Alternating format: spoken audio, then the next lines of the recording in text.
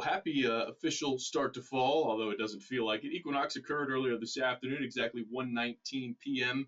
Central Time, so that marks the official beginning of fall. But as we will talk about, it does not necessarily mean our temperatures immediately cool down. So, talk about some of our Alabama weather headlines here.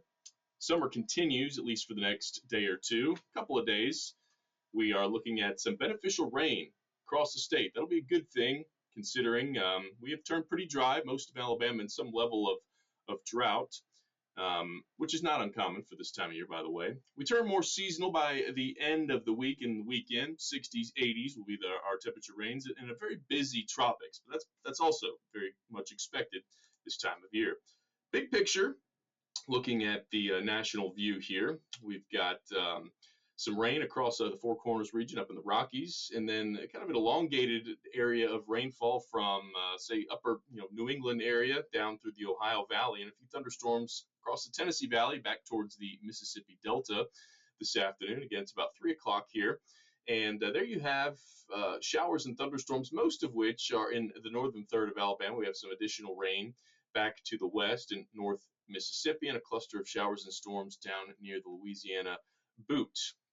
So we'll go to the local radar here. This is off of Birmingham, some thunderstorms moving through Walker County, also through Fayette County. And again, this is about 3 o'clock. We are seeing these gradually move southwest to northeast. Our wind pattern is shifted some. It's more southerly, if you've noticed the return of the humidity, which I certainly have. A lot of last week, it was a drier heat. This week, there's a bit of a weight to the air as the water has returned, and that makes it feel a little bit more oppressive in some instances. We'll start up in the shoals in northern Alabama. This is off a high top radar. Some thunderstorms as you head into extreme southern Tennessee. Also into right along the Tennessee River, just to the south too, in northern Cullman County, some of the heaviest rainfall. And again, these are moving off to the north and east. We'll continue to do so through the afternoon. There's a look at some of the rain in extreme western Jefferson County, Walker County, and again, those showers in Cullman County, thunderstorms, I should say. And the southern half of the state, by and large, is dry, a little bit further away from the greatest forcing, which will be the case here, at least over the next 24 hours or so before a front begins to approach. Temperatures here, you're going to notice, are a little bit cooler, so that's relative. All right, still hot and humid. Sunday, mid-90s. From Thursday through Saturday, many spots verified north of 95 degrees. Again, that was that drier heat, bigger swings in temperatures. We had lows in the mid-60s, highs in the upper 90s. But with the added moisture in the atmosphere, it has kept our temperatures in check, though it does feel a little bit more oppressive out there, anywhere from the upper 80s. Obviously, you can in Hamilton, Huntsville, rain, cooled air, to the lower 90s. So not a huge spread in those temperatures. Looking at our high temperatures on Tuesday, same deal, maybe slightly warmer. I got 93 at Birmingham and Tuscaloosa, 92 in Sylacauga, 94 in Montgomery, 91 in Mobile, 94 in Dothan. That could very well be the final day or one of the final days of the higher heat levels here this week. This is a look at highs on Wednesday. So we'll go to the HERB. This is a look at our Tuesday rain chances, and you're going to notice most of the rain stays to the north of Alabama. We'll have an approaching front. It'll move very slowly through the middle of the country and bring about our best rain chances north of I-20. Though anywhere could have an isolated shower or thunderstorm. We've seen that the last couple of days, but I think the focal point will be up right around the Tennessee River and points to the north of that, at least on Tuesday, before we see a general progression south with that frontal boundary. So that takes us into Wednesday, and here's that aforementioned front. There's our surface low right in central Missouri, southern Illinois, and the position of that low is very important. This time of year where we talk about these frontal passages, and we don't typically see a ton of severe weather. This particular month, we start to see that pick up more so in November with the way things set up. You have a much colder air mass on one side of the jet stream and that tropical air to the south. But this is not one of those setups that I'm overly concerned. This is Wednesday afternoon. Again, that parent low will move off to the north and east. It'll be right over the Ohio Valley. The trailing cold front will be moving through the Mississippi Delta Wednesday afternoon. Rain chances start to rise Wednesday evening. And then Thursday might be where the bulk of the rainfall comes through Alabama. This is Thursday morning. And a couple things to take away here.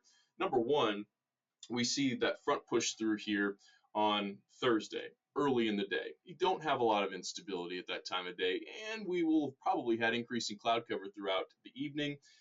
In addition, that surface low is going to be much further away. This is going to be up over the Great Lakes region by this point in time, so we don't have a ton of wind shear. So those are a couple of our parameters that we look at.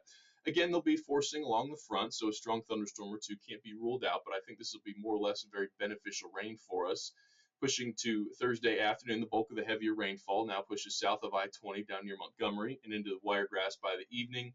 And then by Thursday night into Friday, the front moves even further to the east. It's not the fastest moving front, so we could have some delayed rain and some moisture on the backside of this front. And that would lead to some showers, especially south of I-20, closer to US 80. And then the focus will probably be in the Wiregrass on Friday. And then this low gradually shifts over New England. The trailing front will be over South Georgia and into the northern Gulf by Friday afternoon. Again, a few lingering showers are possible, but by Friday evening, most of the rain should be well to the east, and we'll have high pressure set in at least for a day or two.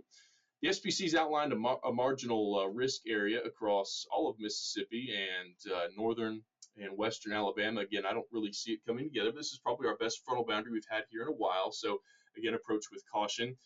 If we see a strong thunderstorm or two, it'll be very brief, maybe some gusty winds, but again, not an ideal severe weather setup, as we typically do not have this time of the year. So I'm going to go now to our temperatures late in the weeks. These are Thursday temperatures, again, with that rain cooled air around. We might see temperatures topping out in the 70s, low 80s. We move into Friday morning. The coolest air not quite here yet. By Friday afternoon, once again, clouds, and behind the front will be in the low to middle 80s across much of the state. Rain-cooled areas could be in the 70s. And then by Saturday morning, we start to have some of that cooler fall-like air filter in here, as we could have some low 60s to the north.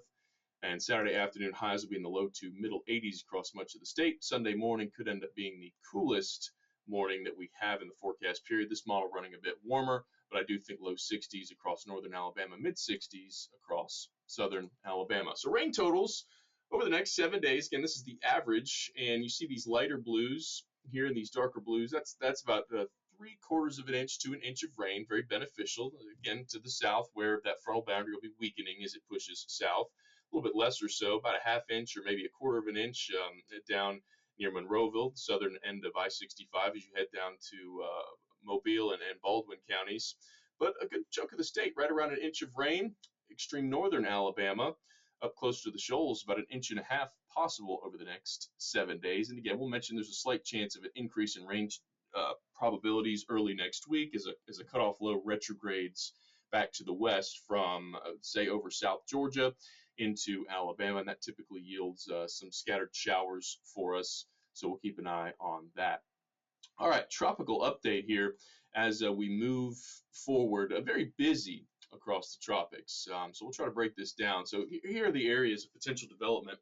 Again, you have Gabrielle, a well-established major hurricane, which is just a little to the east of Bermuda this afternoon. Then you got two areas to watch for development.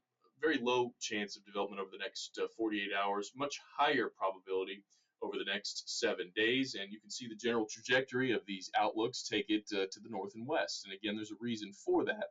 We'll get to that in just a minute. Big picture, there's those two potential invest or areas to watch. There's one low right there to the west of the Lesser Antilles. Then you have another one right behind it. Very disorganized and of no threat here again over the short term. And of course, you can see the main feature of note. This is Gabrielle. It is currently moving north. Wind sustained at 120 miles an hour near the center. It looks like it underwent a bit of an eye wall replacement here over the last 12 hours or so. Central pressure about 950 millibars. So, it's a pretty decent major hurricane there, but this will be no threat outside of the Bermuda area here as this quickly races off to the north and east. This will be out in the central Atlantic by Wednesday and off the extreme northeastern Atlantic. And out of sight, out of mind for the Atlantic Basin. All right, so let's bring this back to Tuesday, and I've plotted where that potential low is down near Windward, Leeward Islands there, and also plotted that ridge. This high pressure Bermuda high has been so influential in our tropical tracks this year, as many have not been able to get much further to the west than say Bermuda, the Bahamas, and not even really the Bahamas. They've been skirting that particular area, but the swinging around the western side of the low. This is by Thursday into Friday, and you'll see that high still in place. And there's the potential track of that low. Again, this is just one model, but most of the ensembles plot this low to the east of the Florida Peninsula, and I think that'll be the case, especially with the way our steering winds have gone. One thing of note here, you see this this feature here over the Gulf Coast states? This could bring about our chance of rain as some moisture slings around the northern side of a high. So the high plotted right over the panhandle, and then some moisture slinging around the northern edge of that into Georgia, as well as central Alabama. That's certainly a possibility.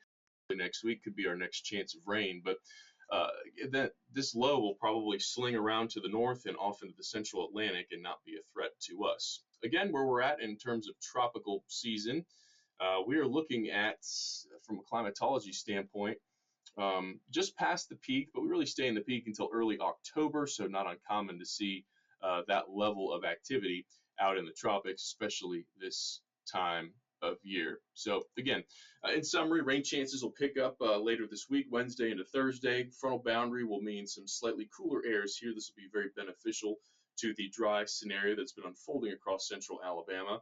And again, the much needed rain certainly will be welcomed, especially if there's no threat of severe weather. We'll keep a close eye on it here moving forward. Forecast discussion for this Monday. Happy fall, everybody. It'll be here soon. As you know, Alabama, we tend to hold on to summer just a little bit longer. Y'all have a great day, and we'll see you next time.